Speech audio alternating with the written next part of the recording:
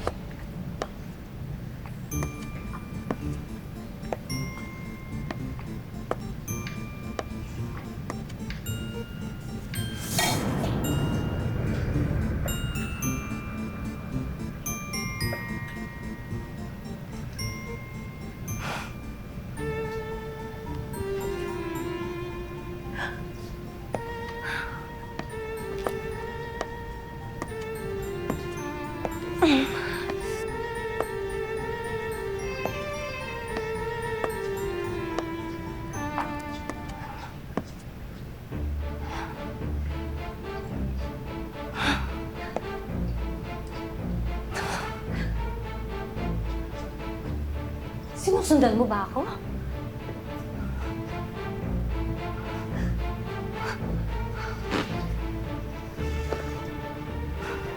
Ikaw na naman? Matagal na kitang sinusundan.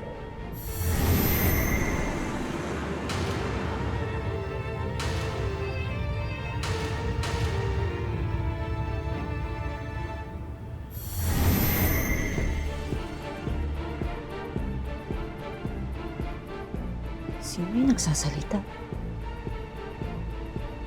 Ako, nasa harap mo. Naririnig mo yung boses ko sa isip mo. Ikaw?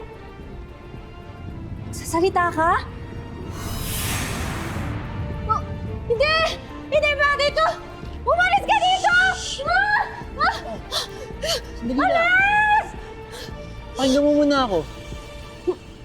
Hindi ka taga dito. Galing ka sa ibang panahon. At kung pakikinggan mo ako, alam mo ang kailangan mo.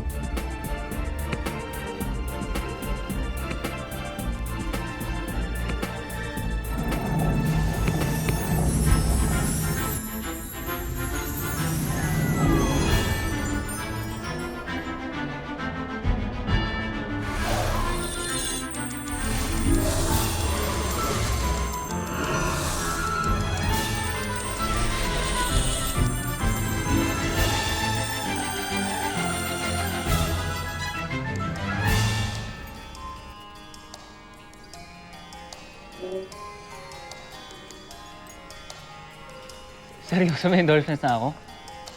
Isn't that enough of a proof? Pirma na lang natin ang kailangan at legit ka ng endorser ng JMF Bank. Ayos. Salamat dito, Miss Lotus. Teka lang, bago to. Gusto ko lang tawagan si Match para good news. I don't think this is the right time to call. Bakit to? For sure, nagkakagulo na sila ngayon sa H&B. Kakagulo. Bakit? Ano pa nangyari? May nag-file ng complaint against them. And according to this customer, hindi lang isa sa anak niya ang naging biktima. May iba pang naging biktima ng food poisoning. Malaking problema kapag lahat sila nagreklamo. Sa tingin niyo ba, kapag nangyari yun, madadamay si Apple pag nagkataon? Malamang. Baka magsarado sila at saka mawalan siya ng trabaho. I hope it won't happen.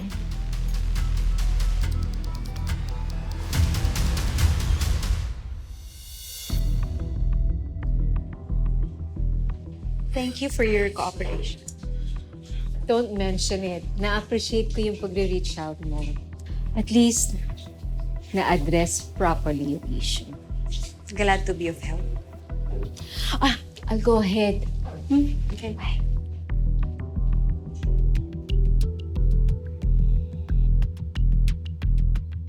Ma, di ba yun yung nanay nung na-food poison doon sa H&B? I'm sure. Don't tell me It was all your scheme.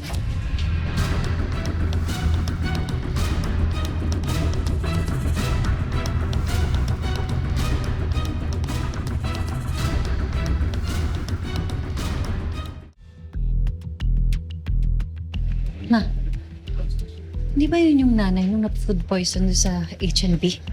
I'm sure. Don't tell me it was all your scheme. Of course not.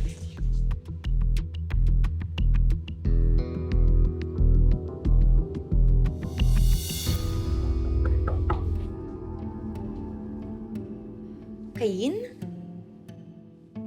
Excuse me, do I know you? Are you in the right room?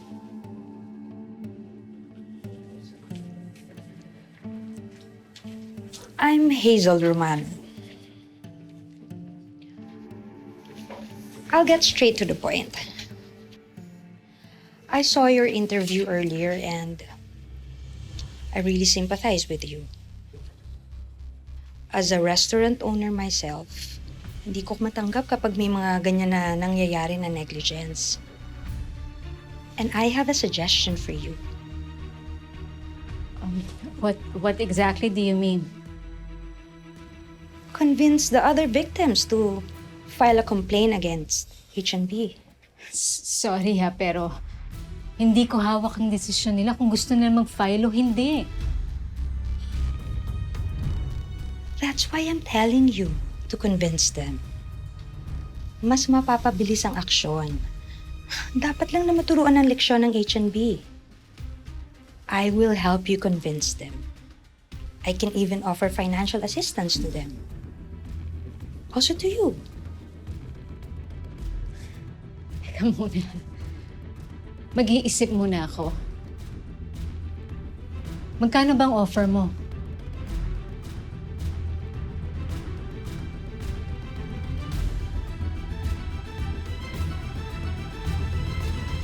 Kailangan may managot dito eh.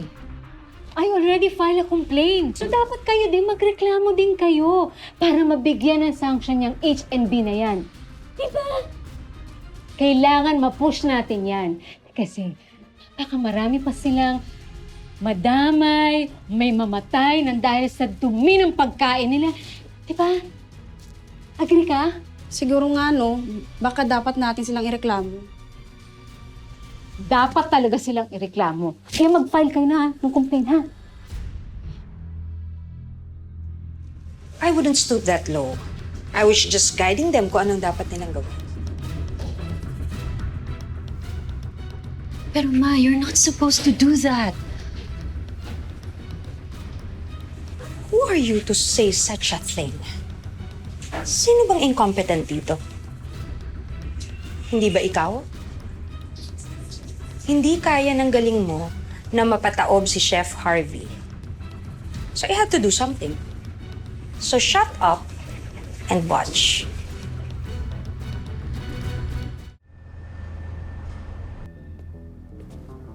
So, confirm na nga na customers natin yung mga nasa ospital. Yes, Tolls. Actually, kailangan natin mag-damage control. Kailangan natin sila kausapin and i-assure sila na kung may negligence sa part natin, tayong sasagot sa kanila. Also, Tol, kailangan mo ng maglabas ng statement sa social media para makita nila na may ginagawa tayo. Sige. Mag-draft na ako na ipopost natin. Okay. Anak, Tita, hello po. Ma! anak, hindi mo naman sinasagot yung mga tawag ko eh. Sorry. Marami lang ang nasikaso. Okay? Sorry.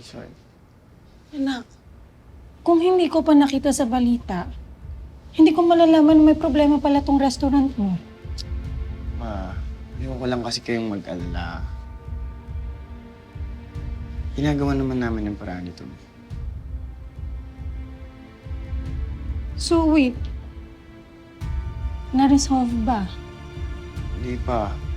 Nakasikaso pa nga po namin ito. Huwag magalala, Ma. Hindi ko hahayaan mawala sa atin lahat ulit. Okay? Hmm.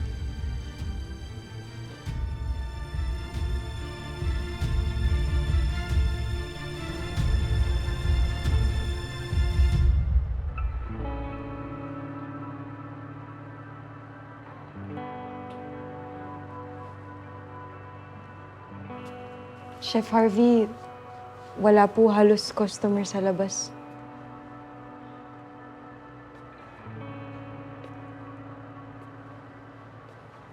Huwag kayong mag-alala, guys. Ginagawa na namin yung paraan ni Chef Tom. Okay? Tama si Chef. Laban lang tayo, di ba, guys? Oo naman. Walang suko, di ba? Laban lang. Yes, good afternoon, sir. Good afternoon din po. Kayo po ba si Mr. Harvey Napoleon? Hindi po eh. Bakit po? Order po ito mula sa munisipyo. Pinapasara ni Mayor ang restaurant niyo.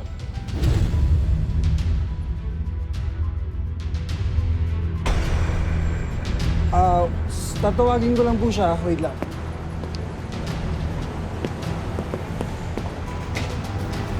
Chef! Tons, may taga-munisipyo sa labas. Bakit daw? Si Mayor. Pinapasakan ng HMB.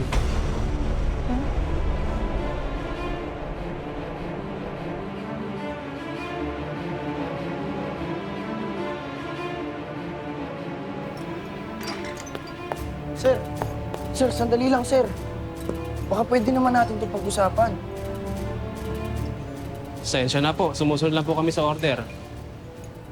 Sir, makikipag-cooperate naman kami. Hindi naman sanang ganito. Municipal order po ito, sir. Kapag hindi kayo nag-comply, wala kayong magagawa. Panay bagong kaso na naman yung restaurant. Sir, huwag niyo muna isarado yung restaurant ko. Sige po. Sir, baka pwedeng pag-usapan muna natin to. Sensya na, sir, ha? Order po ito ng munisipyo, eh. Sige na, sir.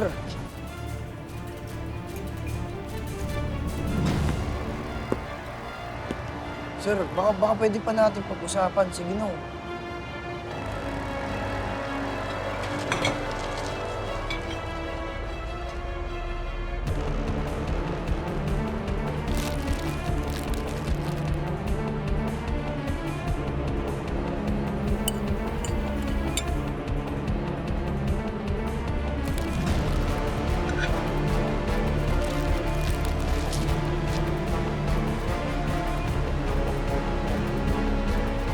Pati ba naman yan? Kukunin mo? I also need that sample. Bilisan nyo na. Alam mo na, Tol. Wala naman tayong magagawa kung gusto mo na. Ano pa ba kailangan? Lahat yan.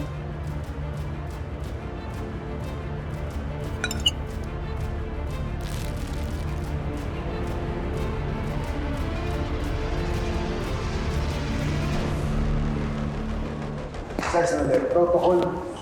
Kung protocol ba yung ginawa nung kasama mo na nag-eksena siya doon? Tapos kalat na kalat ngayon sa social media na parang kami pa yung naglason sa mga ospital. I think your image in social media should be the least of your concern. What do you mean? Totoo si Jasmine. Sa dami niya napasa ng food establishments. Kapag napatunayan niyang contaminated yung snare food, malamang din na kayo.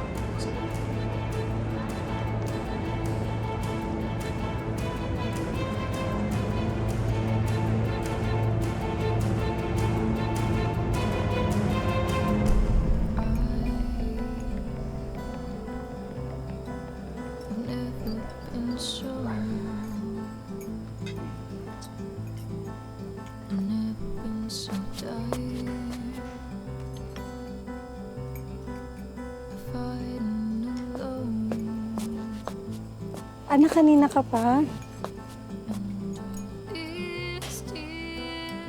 Anong problema, ma?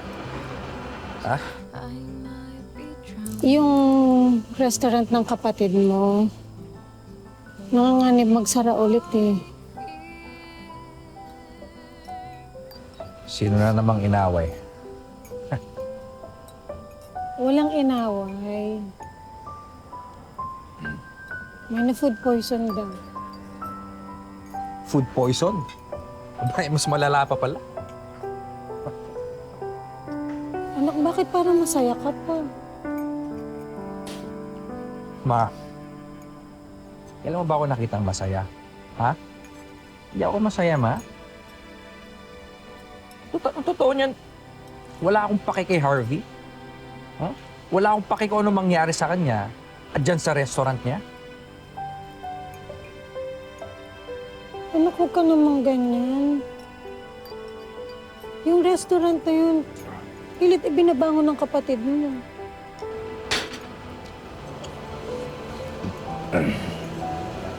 Alam mo, meron siguro talaga. Maalas talaga yung restaurant na yun. Ang kaso lang, mas nauna ako malasin. Tapos si Papa. Ngayon naman, si Harvey. Ha? Malas, Ma. Malas. Anak, huwag ka namang ganyan.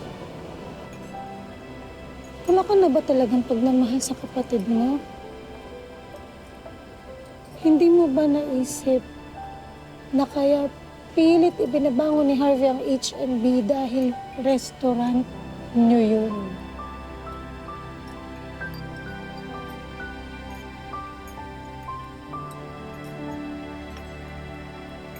Binuo niyo yung restaurant na yun nung okay pa kayo.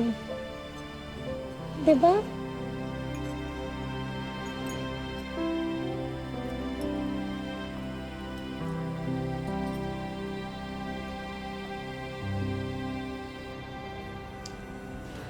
Nice set, Frank. Patay na patay talaga sa'yo ang mga girls. Hindi naman, no. Naku, sabi ni boss, punuin mo daw ulit yung bar next week. Sure. Kaya mo yon. Sino nandun? Hindi ko alam. Ano yun dyan? Hindi mo kilala na yan dyan? Hindi ko alam sino pumasok. Sino yan?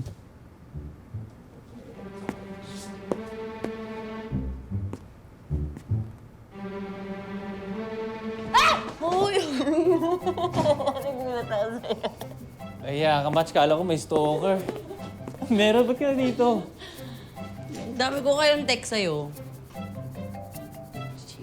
Eh, nasan ako? Nasa stage ako. Paano ko makikita? Busy-busy mo. Ano meron? Ba't ka nandito sa bar? Kapasama ako sa ospital. Hospital? Bakit? Ano meron sa'yo? May sakit ka? Ano nararamdaman mo ba? Hindi ako. Alam mo naman yung nangyari sa H&B, di ba? Yung food poisoning. Gusto kong puntahan yung mga biktima. Kakausapin ko sana. Bakit? Ba't mo pumunta? Eh, baka sakaling madaan ko sa pakiusap. Na wag na nilang idiin yung H&B. Sumama ko.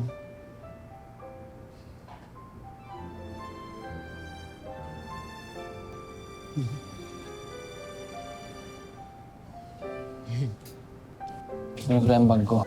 Dix, ikaw muna bahala sa gitara ko, ha? Sige, sige. Yan, yan, yan. Piling ko lang Ingat ito sa mga kayo. pala. Sure. Next week ulit, Frank.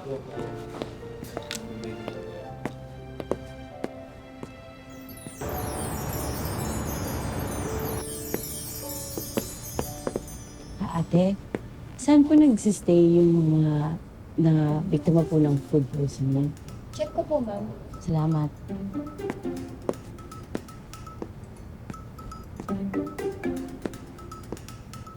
Match. Ka ba tago ng tago? Naka-shades ka pa. Nasa loob naman tayo at gabi. Ano ba? Hindi, Lance. Ayaw ko lang kasi makilala. Wala man yan dito. Celebrity yan. At hindi siya celebrity. Mga na-food poison kasi ang pupunta natin dito. Oo nga. So galit yun, naghahanap ng masisisi, Match. Ayoko lang na may skandalo ka pa dito tapos makikita ako. Pa? Sa 4 out of 20. Salamat po. Tara.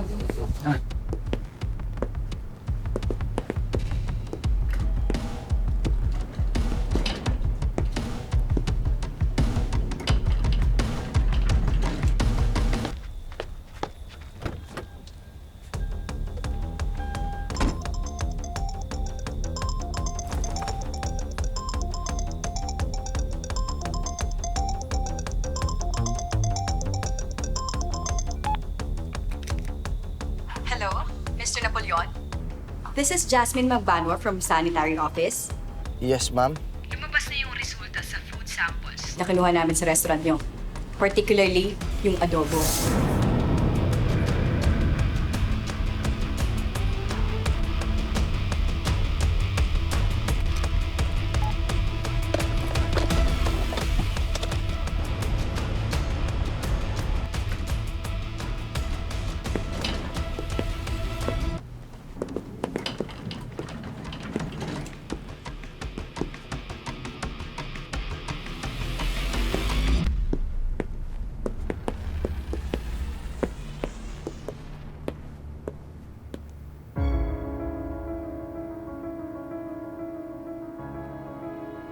Okay lang, anak, ha?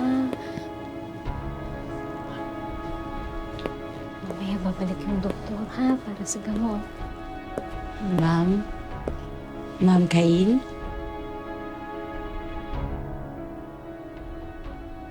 Ako po si Apple.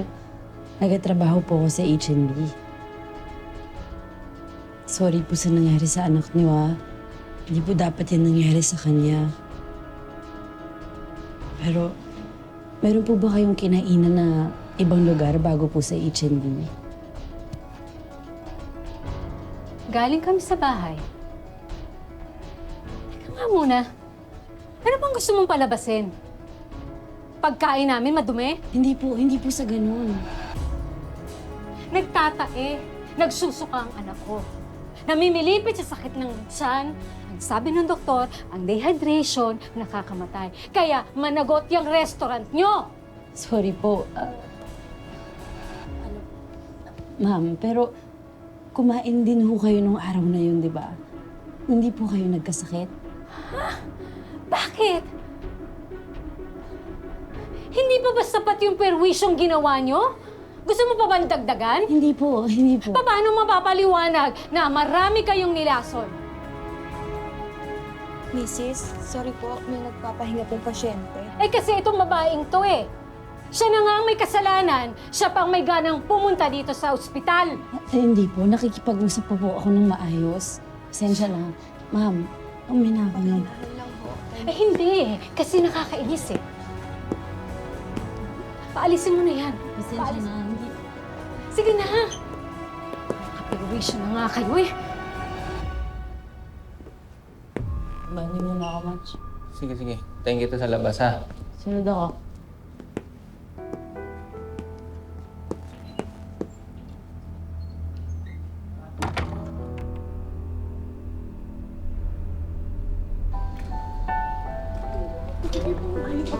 I don't know. Gusto mo makita yung display? Hindi. Ano ba? Wait. Ha? Wala ko. Magpapicture ko. Hi. Pwede po ko magpapicture? Sige. Wait na. Wait. Oh, ako daw.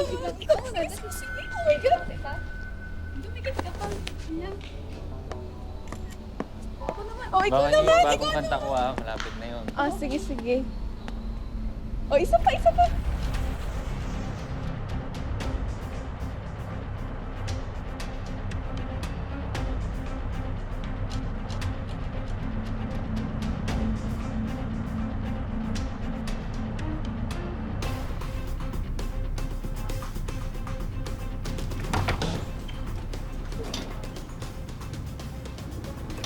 Lana yun ni Ginger, di ba?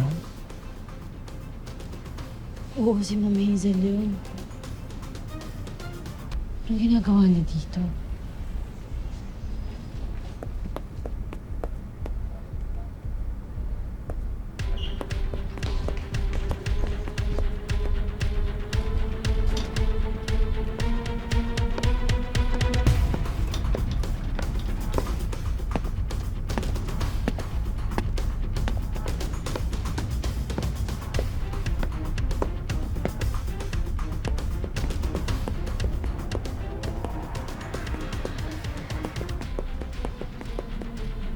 May nagpunta nga dito, taga H&B. Sino? Yung kusinera? Mukhang mahadera.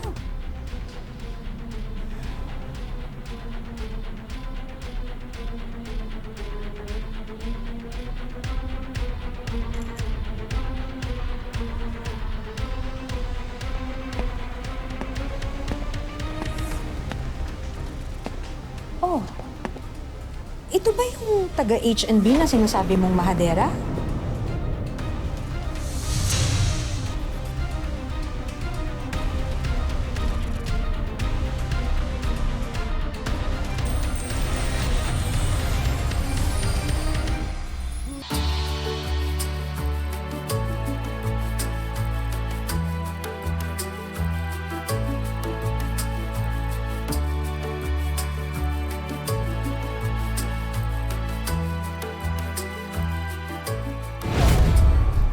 Wala na bang pag-asa?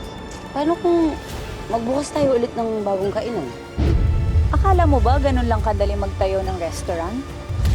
Magbukas tayo ng food truck. Tada!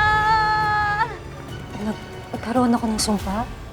Minamalas at napapahamak lahat ng taong nahahawakan ko. Ganun ba? Nagamit mo yung sakit mo to your advantage. Guys! Ops, may surprise ako sa inyo.